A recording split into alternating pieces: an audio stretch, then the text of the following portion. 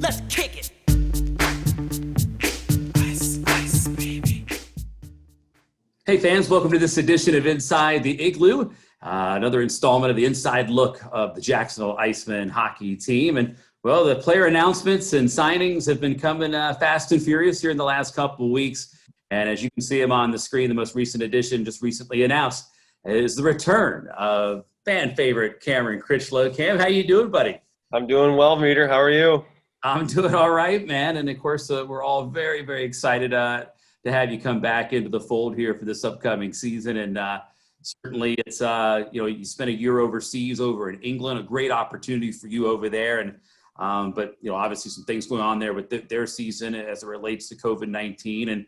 But you're back in the fold here in Jacksonville. Your thoughts on how this whole thing materialized and you returning here? Yeah, I mean, I'm thrilled, obviously, to be back, and just can't wait to be back in Jacksonville and putting on the Icemen jersey again. And, me and Smurf and I had been in contact throughout the whole season and whatnot. And, we have a really good relationship. And there was murmurs that the league in England wasn't going to be able to go ahead this year. And so I kind of, reached out to Smurf and said, is this a possibility? What are your thoughts? And, we kind of just started working on it from there. And then, England just recently announced that they weren't going to be able to go. And there was nowhere else in the world where I'd rather be than back in Jacks.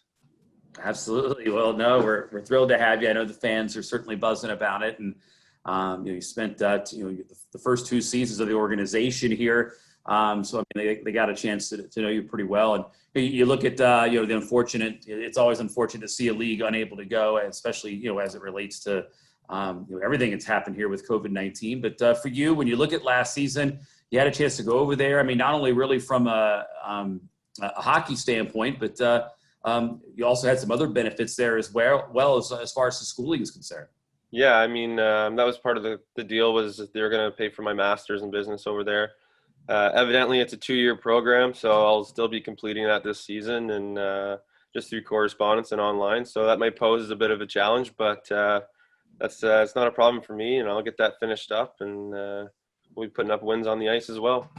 You talk about wanting to come back to Jacksonville, and what is it about the team, the city that drew you back? Yeah, I think ever since I was there my first year, it just really felt like it's just a great fit for me. And Smurf and I had a lot of trust within each other, and we leaned on each other in different scenarios. And I look at Jacksonville; it's a huge sports town, and I'm all about sports. I love all sports, and it seems like the people in Jacksonville are the same cut. They love their baseball, football, and now hockey, and I got to see that reemerge, over the years, and being there the first 2 years that they were in Jacks, and it feels like it's a blue collar town, and I'm a blue collar guy, and they just like people who work hard and put out a good effort, and just seem to have a good fit, and they appreciated my effort, and I appreciate their support, obviously, and things just kept getting better and better, and like you said, I had that opportunity to pursue that education overseas, which was great for my personal development, and I'm glad I was able to do that. But it's just kind of fitting that I get to come home to Jacks and pick up right where I left off. When you look at Jacksonville and how the town's taken to the hockey team, I mean, you had a chance to play in those playoff games that we had. Yeah. I mean, the atmosphere was just incredible. What was it like as a player to be out there with the intensity that was in the building on those nights? Yeah, I think early on in the beginning, we were kind of just shell-shocked a bit because, you're in Jacksonville, Florida, and maybe don't think of it as primarily a hockey city, but it is, and they love it. So I think our following just grew and grew, and, even throughout the regular season, you see the support, the sold-out building. It was just crazy. Like you said, it was electric, and then we moved into the playoffs against the Everblades, obviously a huge rival. And it was amazing. We were able to come out and use that to our advantage. And, we were in some good spots in that series. Unfortunately, we weren't able to do it. But it's kind of the growing process through as an organization. I think the core has grown, and it added a lot of pieces, new young guys, good goaltending and whatnot. And, that's just how the organization gets built. And it takes time. It doesn't happen overnight. But they're definitely taking the steps in the right direction. And Jacksonville deserves a championship. So I think that's our goal, is just to bring a trophy back to Jacks. That seems to be the theme. I know, talked to Wasey Rabbit last week, and he was saying the same thing as well.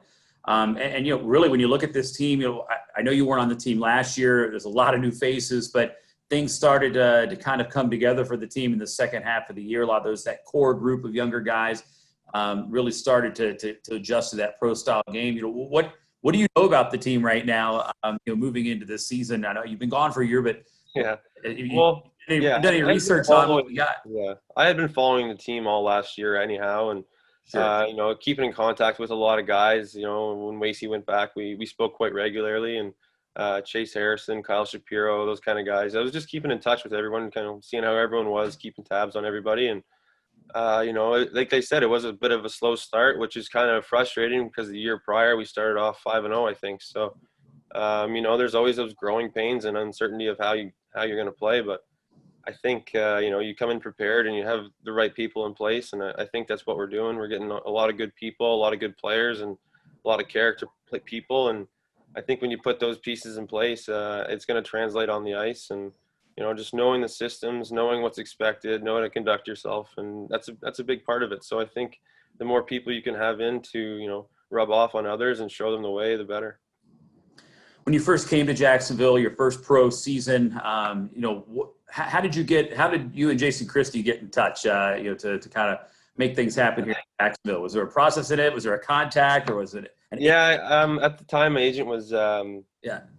Was close friends with Smurf and Doug Shepard. He was based out of Prince Edward Island at that time. He's now in the States, but he had known Smurf, and Doug had been, I've known Doug my whole life, and he kind of, I guess he must have reached out. He was looking for a deal. I wasn't really sure where. He was going to see who was interested, and had the offer from Jacksonville, and I took it right away. I wanted to go there, and I ended up coming to camp and had a good camp, and things just kind of took off, and I developed a role pretty early, and it was a lot of fun. It was just fun. Smurf gave me my first chance to be a pro, and I just kind of tried to relic in that scenario. So I think it was a lot of fun. I learned a lot about myself. I learned a lot about pro.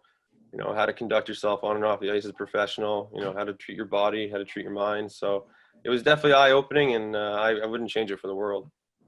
Yeah, no doubt. You're the type of player, the prototype that Smurf really appreciates, and I know he's really thrilled to have you back. And we look at your career and getting to the pro level. Obviously, you spent some years in the Quebec Major Junior Hockey League. You and I go back a little bit, I guess, there to the old Lewiston Maniacs. I think you and I were on a bus together when we hit some moose. I think that was just outside of Vermont. Yeah. We were just came back across the border. This goes to show you, how hockey is with stories and it's such a small world. But when you look at your career, though, I mean, you played there. You went on to a very good Halifax team. I mean, you played with guys, such as Jonathan Drouin, Nathan McKinnon. I mean, what a playoff he just had here with Colorado. But I mean, you've played with really quality players and stuff, and just really how did like that junior level and playing with such top level talent help prepare you to go on to college and into the pro level? Yeah, I think when obviously when you play with top end players and high skilled players, you can always learn from them, and not just skills and X's and O's wise, but especially with those two in particular, and at such a young age, like they came in, but they competed like you wouldn't believe, and they wanted to get better every day, and that rubbed off on me as well. And you see it from kids who are 16 years old and you're 20 at the time. You're kind of like, wow, like these guys, that's how bad you really need to have it. And you never stop learning in this game, Reader. I think you know that. And you can always, you can pick up stuff wherever you go. And if you're not learning stuff from, every guy you've played with, then you're probably not doing yourself a favor. So anytime you can pick up on positive stuff and rub off on people like that. And, it's also on the other side of the coin, you can see what not to do and guys that make mistakes, and you can also learn from those. But those two were, they were a pleasure to play with, and like you said, playing with better players, it should make you a better player yourself, and you just gotta keep your eyes open. Last week, it was announced that Griffin Outhouse, who was a goaltender for the Icemen last year, he just now signed with UMB, University of New Brunswick. There, I know he spent some time there at the varsity Reds program. Is he going to? And they've always been very competitive. Yeah, it's a hell of a program they have there. It's the expectation is very, very high, and you have to be prepared to work when you go there. But it is a hockey factory. Gardner McDougall is there, and you see a lot of guys who have played there go on to play pro. And a guy that I had played with at UNB, Phil Maillet, he was with Washington in their bubble during the whole playoffs. So it's kind of it's pretty crazy the road that different road and pathways guys take, but it's definitely a place where you can go and get better and learn a lot about the game. What have you thought about the whole, the NHL playoffs and the bubble system? I know you weren't in the bubble system, but it's Yeah. format, but just really the playoffs in general. I think just seeing hockey again is pretty exciting for everyone. Well, yeah, I thought it was amazing.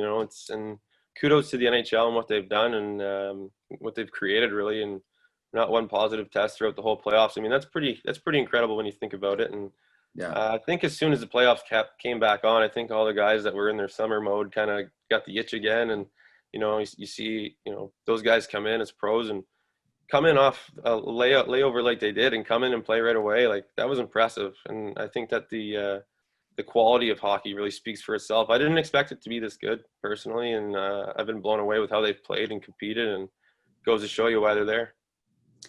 When you look at how everything played out last spring with COVID-19 and kind of abruptly ending seasons and things such as that, I know that one of the goals for the Icemen was to get the guys out of town as quickly as possible. Once it was announced that the season was going to be, canceled the rest of the way, just to get guys home, get them home safely, all that. I know, were you overseas at the time when all this was going on, and how was it? I know it probably it did hit over in Europe a little bit earlier. Did you come in contact with any, scary situations and the whole situation as a whole there in England? I think I came home about March 25th. I think that's when Prime Minister Trudeau kind of made an announcement. He's like, to all Canadians, if you're abroad, please come home. Yeah. So I was in the process of booking a tea time at St. Andrews in Scotland when he made that announcement. So Okay. a little bit, that one stung a little bit, but I was able to get home safely, and it wasn't really much of a concern by the time I left. But I'm glad I left when I did, and you can never be too careful in those scenarios, and definitely good to be home and feel safe. Absolutely. Well, Cam, listen, you look at this upcoming season right now. I know that the warm weather is waiting on you down here in Jacksonville. In fact, just as we did this interview, a storm just broke through. So here in my place, but but the weather's been all right. Well, I know, where are you at right now? You're up in New Brunswick? Yeah, I'm in Fredericton, New Brunswick right now. That's where I went to university. It's where the University of New Brunswick is. I lived here for a while when I was a kid, so a lot of close friends in this area, and I play golf here at Kingswood Golf Course, and it's a lot of good connections I've made, and it's a good little city for the summer. So I usually come home here and get to see a lot of my good friends, and it's definitely been a different summer with everything considered, and you're trying to figure out what you're going to do, where you're going to play, what's going to happen, if it'll happen. But I just tried to stay chill throughout the whole thing and not get too worked up about too much, and have faith that everything will work out on its own, and I believe it has. So I'm just can't wait to get down to Jax and get this summer over with, basically. Yeah, no, without question. I think you speak for all the staff, fans, and other players. They just want to get going here. And before I let you go, and we speak, assuming everything is going to go on schedule here, and we're going to move forward with it. I don't know if you're much of a goals guy or whatever, as far as like personal goals that you set, but you talk about always learning from the game. Is there anything you want to accomplish, personally for your game, heading into the year? Yeah, I just want to come in and make an impact right away, and that's just kind of do what I do and work hard, lead by example. Provide offensive touch, and just come in and play the right way, basically, and bestow leadership, do what I have to do, gain my teammates' trust, basically, and it's going to be an exciting year. We're going to have a really good team, and that was another big part of it. So I think our goal ultimately is to win the Kelly Cup, and that's the bottom line. Sounds like a plan, Cam. Well, listen, Critch, appreciate you spending a couple minutes to speak to me here today. I say I got to speak for everybody. We were so excited. We found out that it was official that you're coming back, and we hope to see you here, sooner rather than later. Awesome, Reader. Thank you. All right. That is Cameron Critchlow joining us here on this latest edition of Inside the Igloo. Again, we're excited to have it. The team's starting to come together. We'll have more announcements coming up here in the next few weeks with additional player signings. But again, Cameron Critchlow in the fold for the upcoming 2020-2021 season. Continue to check the Icemen social media platforms. We could have some special offers that deal with Cameron Critchlow, some auctions type stuff that you've seen that we've done with some previous players like Wasey Rabbit, Jacob Cedarholm. So those will be coming on our social media channels. So So look out for those. And again, ticket packages are also available. Just go to jacksiceman.com for more information on that. For Cameron Critchlow, I'm Alex Reed. This has been Inside the Igloo. We'll see you next time. Let's kick it.